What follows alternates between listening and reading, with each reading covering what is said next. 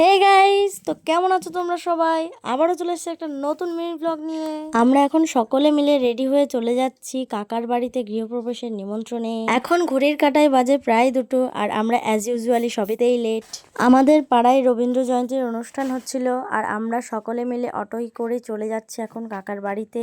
আজ সূর্যি মামা মামির সঙ্গে একটু বেশি ঝামেলা করে ফেলেছে, তার জন্যই তার ঝালটা আমাদের উপরে দিচ্ছিল। তো যাই হোক, সূর্যি মামাকে অ্যাভয়েড করে আমরা চলে এসেছি, আর গিয়েই দেখি পুজো অলরেডি স্টার্ট হয়ে গেছে। আর কাকার সুন্দর ঘরটাকে আমরা একটু ঘুরে ঘুরে দেখছিলাম। আর আমি ক্যামেরা অন করলে এরা তো একটু বেশিই লজ্জা পায়। প্রচন্ড গরমের মধ্যে আর হোমের ধোঁয়াতে তো আমাদের অবস্থা একেবারেই খারাপ হয়ে যাচ্ছিল। তো তার জন্য আমরা ঘরে বসে স্প্রাইট খাচ্ছিলাম সকলে মিলে, আর স্প্রাইট খেয়ে প্রাণটা জাস্ট জুড়িয়ে গেল।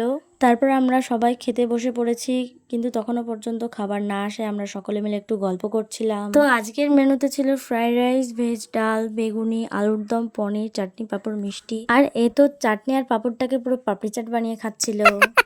তারপর খাওয়া হয়ে গেলে আমরা এখানে একটু রেস্ট করছিলাম, আর রেস্ট মানে আমাদের তো এখানে গল্পগুজব চলছিল। তারপর আমরা বাড়ির পথে রওনা দিলাম, আর সূর্যি মামার রাগটা একটু কমে যাওয়ায় বিকেলবেলা একটু মেকমেক করেছিল। তো আজকের মতো ব্লগটা এখানেই শেষ করছি, তোমাদের সঙ্গে দেখা হবে পরবর্তী ব্লগে। বাই।